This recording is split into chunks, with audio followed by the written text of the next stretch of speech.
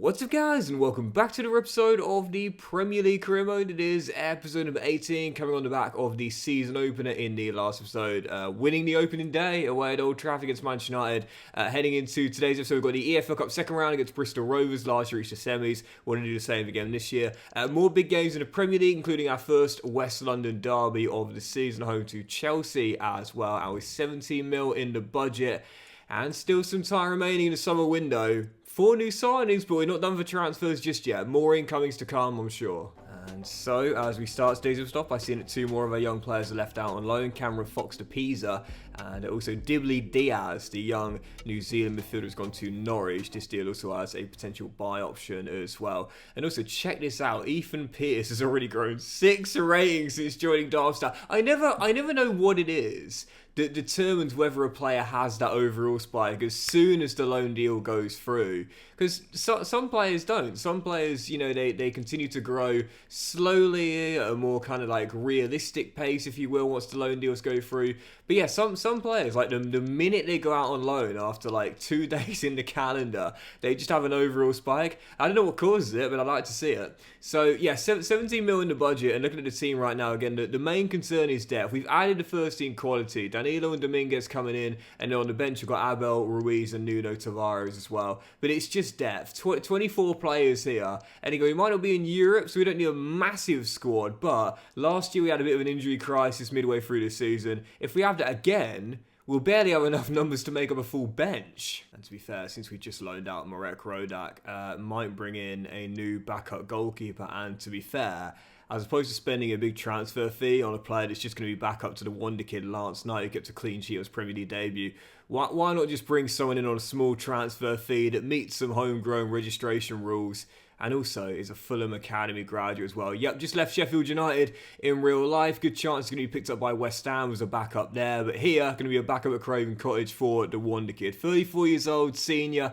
mentoring the youngsters, Premier League experience, lots of experience now at 34 years old. Wes Foderingham, let's bring him back. There's quite a few goalkeepers out of the Fulham Academy we could have had here alongside Marek Rodak. You got Jesse Yorinen, Marcus Bettinelli, and this guy, Wes Foderingham as well. And on a small transfer fee, 2-year deal, I'm totally fine with that. 30 grand a week's a bit steep, but a 74 rate, he's still good enough to be a Premier League standard backup goalkeeper. Welcome back to Craven Cottage, Wes Foderingham. I remember, this is a really weird memory, but I remember he had this like bust up with Paolo Di Canio on the sidelines when the Italian was managing Swindon Town. This is a long time ago.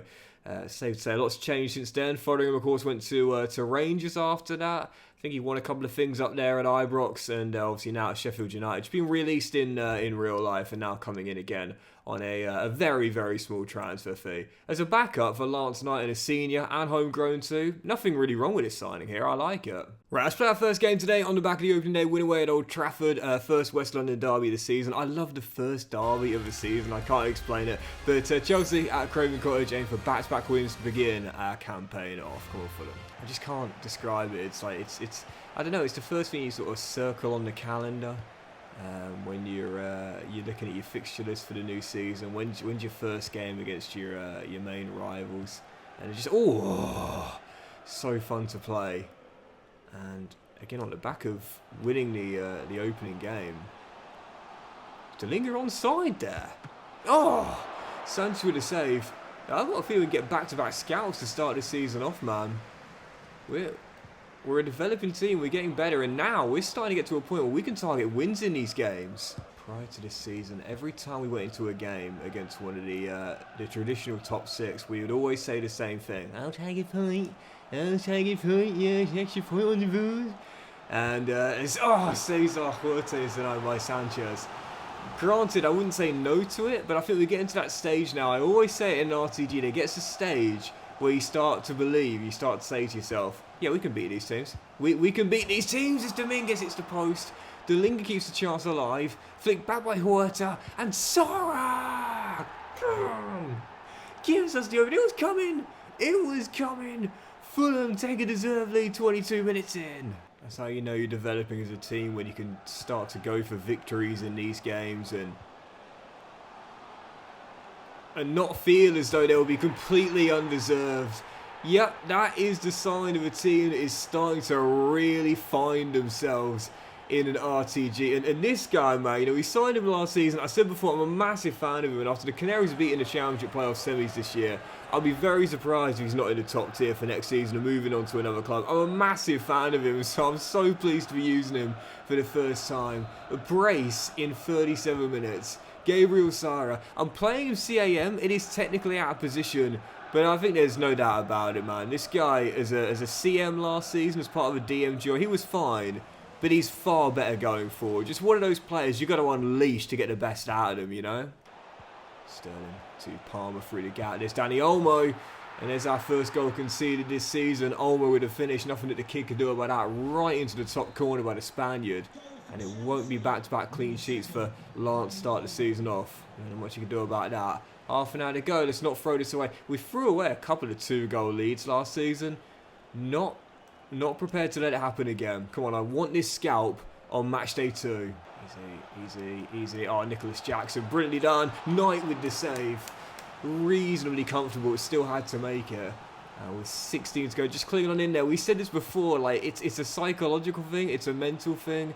And whilst in FC, there's no actual proof of this, but young teams, they do feel the pressure a lot more, and they do succumb to it quite often as well in real life.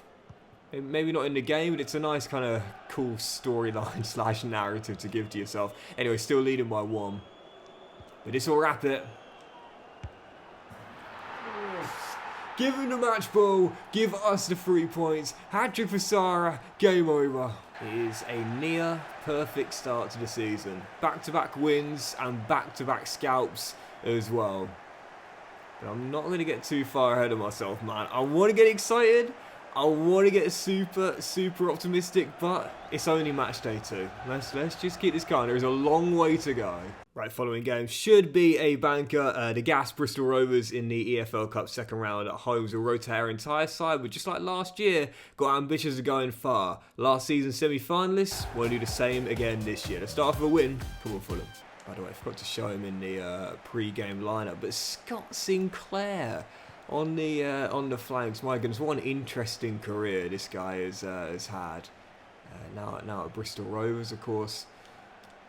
You know, it was a brief period of time when he was looking like one of the best prospects in English football. Never quite worked out that way, but I think he still has a Premier League winner's medal with Man City, I think. As Luke McCormack almost made it 1-0, Fotheringham with the same on his debut, and a lucky escape there. No, he doesn't. I thought it was the 2012 season he arrived when Man City had the famous Aguero title-winning moment. Actually, it was the following year.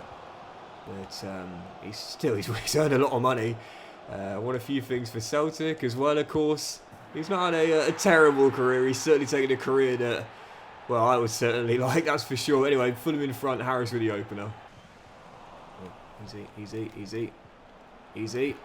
Ah, oh, such a cheap goal to concede that. Come on. Starting to get a bit weaker defensively now. I said this before, but like for me, I can only ever do one at a time. You know, either I'm scoring goals left, right, and centre, but I just can't keep a clean sheet to save my life, as Harris is denied his second, or I'm picking up clean sheets like club card points, and I just can't finish on the other end. It's one or the other, you know. It's crazy. It's like, yeah, if you see me scoring a lot, you'll see me conceding a lot. You see me not scoring many, chances are I'm rock solid on the defensive end. It's always one or the other for me. Harris to Abel, looking for a goal on his debut. Can he get away? Yes, he can. Abel Ruiz, can he finish? Yes, he can. No goals in the first 2 for Tice, and I did say that even though I do plan on having this guy come off the bench, he took a crucial squad status, so I will need to give him enough game time this year. And a goal on his debut, granted against League One side, but even so, it's 1-0 for Ruiz over Delinga in terms of goals for the season at least. And there we go, job done, 2-1, reasonably comfortable victory. And whilst it's only by a 1-goal margin, might have conceded a leveller, but never really felt we're in any danger of going out of that game there. So in the following round, we'll see who we've got. Obviously a long way to go in the Carabao Cup before you get towards the Final Four and the actual final itself. But that is our aim this season, Final Four place minimum. And in the following round, Yeah, I fancy a chance of that one as well. Off to the racecourse ground to meet Robin Ryan, Wrexham, in the last 32. Right, next up, newly promoted Burnley away at Turf Moor, going for our third straight win in the league and 9 points taken from a possible 9. What a start to the campaign this has been. Let's keep it going. Come on, Fulham. We talk about form in career mode being so overpowered every now and then. It's true, as hard as it is to bust out a poor form, it's also hard for a winning run to come to an end. If you got off to a great start in this season, go on, off you go. It can really set you up, you know, long term. You win like your first 5 or 6 games, you feel, you feel almost unstoppable, and you feel like you can prolong it until like Christmas time. It's a great way to start a season, flying out the blocks and looking so difficult to beat right from the beginning. As things stand, Fulham are doing that. Tough game this time, I must say, other than the 1/2 chance for Dominguez. Little to report, but as the Brazilians link up here, Tice, Sarah ran into the ball. Man, that is so frustrating. One of those games where it's not fluid, do you know what I mean? Like, you're just not really clicking. It's just a bit ham-fisted. Still time, but it's one of those games. It's just not flowing. Sessignon to Cesar. Just have not been able to get Delinga to service, man. Granted, no. Oh, hang on. Oh, Sarah for the win. Yes, come on. Man, oh man. You know, there are some games like this where, like, if you only get the one chance, you just got to make sure you take it. It doesn't matter when it comes. It can come at the start, it can come at the end, it comes somewhere through the middle. If you feel as though you're not going to break down your opponent, you only really get the one chance, you've got to make sure you keep your composure when going for the finish. Sarah with the bailout, 4-2, winning it at a death. I'm such a huge fan of this guy, man, honestly. I really, really rate his game. You know, he's a hard-working player, and most crucially, the energy he's got is tremendous to go along with great technical ability. He's just a perfect fit for, I can think of a handful of Premier League teams right now that he'd be a good fit for. And yeah, if he doesn't go to the Premier League in the summer, I know there's been rumours that he could well end up at Roma for next season as well. I'm just not sure Norwich will be able to keep hold of him in this upcoming window. I'm so glad I got him though, because I love him. And right now, again, we are playing him at CAM. And even though it's not his best position, right through the heart appears to be his best. At the moment, we're seeing that if we get this guy further up the pitch, he can be so much more impactful on the offensive end. I can't remember how many goals he got last season, but he's already got 4 this year and off to a red-hot start. Oh, get in. As well, Fulham, 3 wins on the trot. Right, deadline day is here, 10 hours, to work out magic of 15 mil in the budget. But to be fair, we might not do anything. I don't think we have to do anything here. Maybe 1 or 2 more squad players, but I'd like some money to carry over until January. And just like the previous 2 seasons, I'd like some money to carry over for the following season as well. So we might bring in a squad player or 2, but other than that, I'm more than happy with the first 11 here. Yeah, I want some money to carry over. And because we just bought in Abel Ruiz, he's good enough to be a starter in this team, let alone come off the bench. If I was going to bring in another striker, it would probably be either Che Adams or Adebayo. Adebayo, of course, out of the Fulham Academy right now at Darmstadt in the 2 Liga. He's more than good enough for the Premier League. The problem is he was such an icon in my Luton Town career mode. I don't know. I tend not to re-sign heroes, you know. Like if they've made a bit of a name for themselves, I don't tend to re-sign them. Could have Che Adams with the Saints still in the 2nd tier right now. But I just don't want to pay a transfer fee for a 29-year-old who's barely going to play here. So with that being the case, released in the summer by Luton Town, came out of the academy there at Kenilworth Road, but joined Fulham as a 16-year-old. So technically, whilst he's not a Fulham Academy graduate, he is still homegrown because he signed early enough. Cauley Woodrow, as a 3rd choice striker, he's got Premier League experience. He's scored in the Premier League a few times. And just here, as a senior, homegrown, technically, even though he didn't come out of the academy, and just here for emergency cover on a free, let's bring him in. Yeah, because he signed for Fulham at such a young age, he's technically homegrown and trained by the club, even though he didn't officially come through the academy as a teenage talent, but now returning after all these years. And to be fair, he's a championship level striker, but here for emergency cover on a free transfer. It's not the worst deal in the world, is it? Welcome back to West London, Cauley Woodrow. Yep, championship level striker, no doubt about it. This guy, did he score last year in the Premier League for Luton? I think he did. think he got a goal or two. I don't know. But even so, he's never going to replace Thijs de Linge or Abel Ruiz. But again, literally just here to make up the numbers in a thin squad on a free transfer. I'm fine with this deal. This is totally fine. Yeah, with our budget of 14 million, there's no point in bringing someone in for like, well, that fee or about 10, 12 mil, putting them on a like 60 grand a week salary, but barely using them as they'd be third choice striker in a system where we only operate with the one striker. So I'm fine with that. I'm fine with that, and I'm fine with the team as well. 3 wins on the trot to start the season off in the league, progress in the EFL Cup. You might have noticed I've taken the young lad Ben Morrison off the loan list here just because as a dual-sided fullback, he'll be quite handy to have for the versatility for when we need someone to fill in.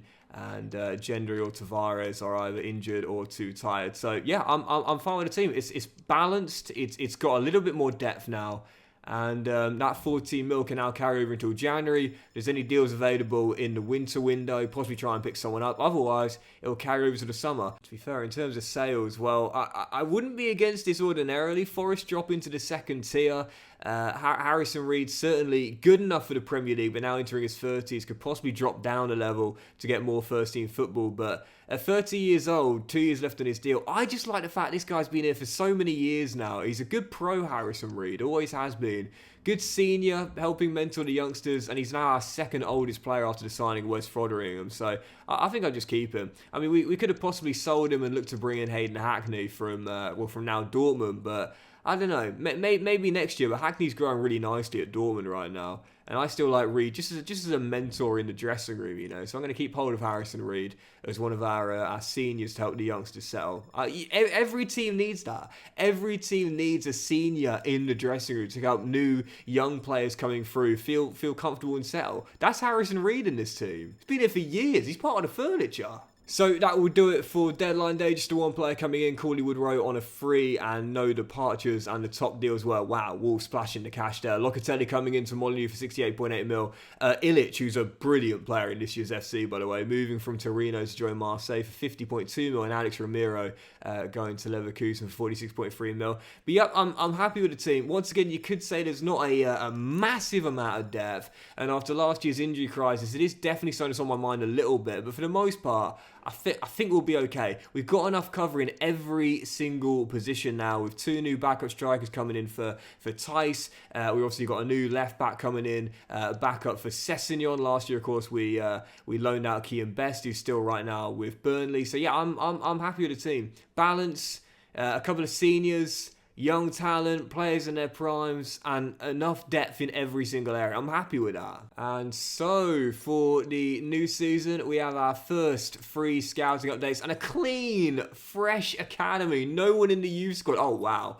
I was going to say no one in the youth squad. One's probably going to make it straight away. That's the way you want to start off a 9-month mission, man. First player you see with a 2.2 mil market valuation. Double H, Harry Higgins, put him in the academy. That's the way you want to start off, man. Fantastic. Yeah, when was the last time we had a totally empty academy? Well, already it's got a member. As for Northern Ireland, we'll continue scouting on these 3 players here. And as for Brazil, unfortunately, it doesn't look as though we're going to see anyone make the cut just yet. He could be all right. But no one making the cut from the very first mission. Unfortunately, we'll keep our eyes on these 3 players long term. Oh, Goncalves. I'll always have a soft spot for that name, Goncalves. I had a Portuguese fullback in my Cardiff Football Manager say called Helder Goncalves. Honestly, one of the best young teenage players I'd ever signed in an FM save ever. So yeah, just the one player in the academy then. Finally, like it took one day. It took one player to make our academy once again. And this is why I say it all the time. You can afford to be super selective when youth scouting. It is that frequent you'll find a gem like this. And the brilliant start to the season continues. Sarah winning player of the month, well deserved. And 3 England call-ups as well, including Lance Knight, get in! After 2 clean sheets and 3, well deserved. England's future #1 and Fulham's current. Right, still a couple more games to end today's list off. Following game, Arsenal at home, aiming to make it 4 wins on the trot and 3 scalps already to start the season off. Fulham looking like the informed team to begin season 3. Let's keep this going. Come on, Fulham. Going to give Abel his first Premier League start as well, ahead of Thijs after no goals in his first 3 games. To be fair to De Linge though, he's that kind of streaky scorer. You remember last season, he took a couple of games to get a goal, and then he did, and then he went on a nice run. Then he had like a big goal drought of like none in like 7, 8 games. Oh, his Nathan is denied by our former keeper Leno, and then he had a great run, like 2/3 of the way through the season, where he scored like 7 goals in 4, and he was just on fire. He's that sort of striker, man. Streaky. Oh, as Ruiz hits the bar and almost gets his first Premier League goal. Great start from Fulham. It looks as though we're set for our first draw this season, but you can't call it a slip-up because it's a point and a clean sheet at the Emirates, and there aren't many teams that would say no to that kind of result in North London. Yeah, I'll take it. I'll take it. Granted, it stops the winning run, but like I said, man, I always said it's know where you are. Yes, you've had scouts this season, 2 already, but 3 in a row for this Fulham team? Incredibly unlikely. I'll take this result. There'll come a point where we can target a win in literally every single game, but it's not right now. Know where you are. I love that saying. We certainly will target the 3 points in this one. Next up, back home when you have back at the international break. Newly promoted Bristol City, the Robins in the Premier League, which should be a banger here in West London. Come on, Fulham. You know the most interesting thing, and possibly the most impressive thing about this start of the season, is that even though we're still unbeaten, even though we scored in every game apart from 1 in the league, Ruiz and Dalinga, between them, still haven't got a goal. I know Abel scored in the EFL Cup, but in the Premier League, I still haven't got either of them a goal yet. That's pretty impressive. That we can still be undefeated and still be winning, and yet we still haven't got either of them a goal yet, and that's going to continue for now. 2 for Yan Couto already. When he came in last season, he scored in his debut, and then didn't score again for the rest of the season. This year already, talk about putting it right, 2 goals to start the season off in his opening 5 games. Yeah, this is the Yan Couto we thought we were getting. I feel like nowadays in this kind of instant gratification society we're heading towards, it's harder and harder for players and people to be given like a grace period when they're, you know, in a new environment. But sometimes players need that. Oh, as Nathan almost got his first of the year with the acrobatic. Not everyone can settle just like that. Some people need a bit of time before they start to get going.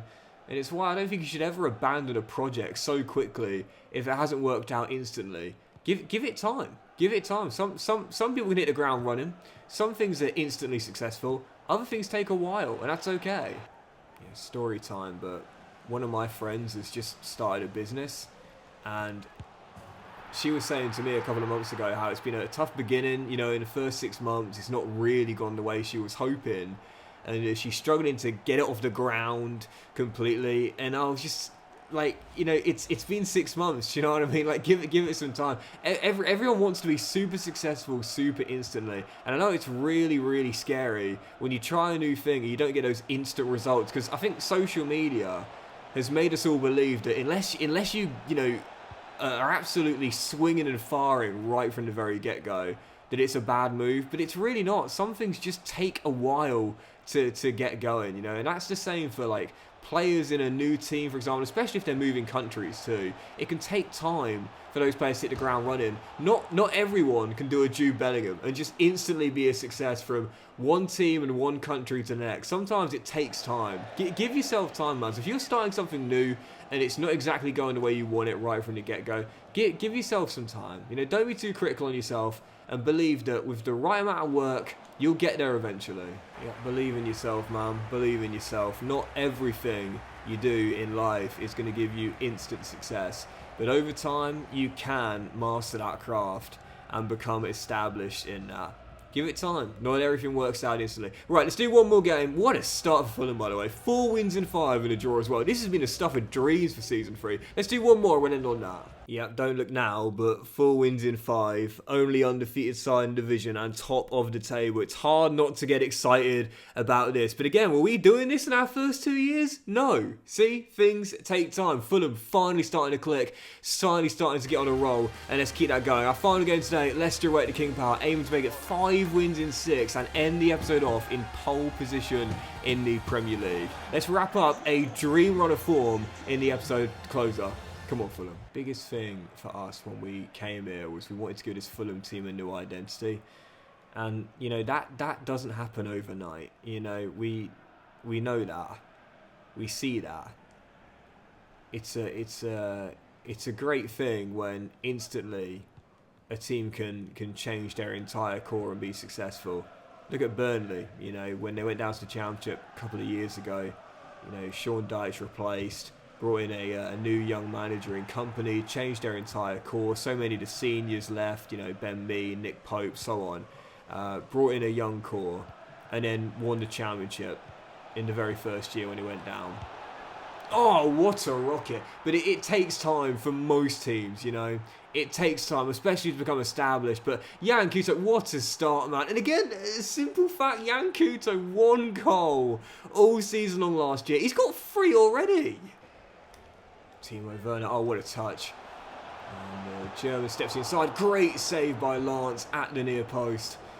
And the ex-RB Leipzig man denied by an excellent save by Lance. It's, you know, this is something else I really want EA to look into. Show me whether a player's being capped or not.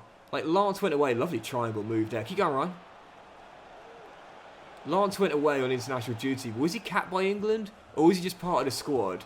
I'd love to know whether he got his first cap or not. Based on this sort of form, if Gareth didn't cap him, I'll be fuming. He certainly deserves it. He's on fire as Delinga is denied. Couto to Trey. Looking for Delinga. Yan takes it on. Oh, off the crossbar. What a goal. This dude right now, though, is absolutely on it, man. Seriously, we're praising Lance tonight, but Yan Couto and Gabriel Sara to start the season off. The Brazilians playing samba football as the latter gets an assist for surely the dagger. Dagger Delinga, Dutch delight. Game over, and it's going to be 5 wins in 6 to start the season off. Absolutely flying. Yes, regardless of what social media may have you believe, instant success will always be considered the exception and not the norm. So a PSA to my young kings and queens out there. If you're trying something new for the first time, you just got going and you're really struggling, keep on trying. Not everyone gets it right at the first time, and it's safe to say Fulham weren't like this in the first couple of seasons. But to start this season off, what a start. 5 wins in 6, undefeated, only 1 goal conceded. Lance has hit the ground running, and Yan Couto is on fire as well. But that'll do it for today's episode of the Premier League Career, guys. So big thank you for watching. Really hope you have enjoyed. If you have, then please do drop a like. What's up to you all? Have a fantastic day. I will return in the next one with more big games in the Premier League. Aim to stay undefeated and top of the table as well. This is ludicrous, and we'll have the 3rd round EFL Cup away at the Racecourse Ground against Wrexham in Wales. Have a fantastic day, guys. Much love to you all, and I'll see you for the next episode of the Premier League Career Mode very soon.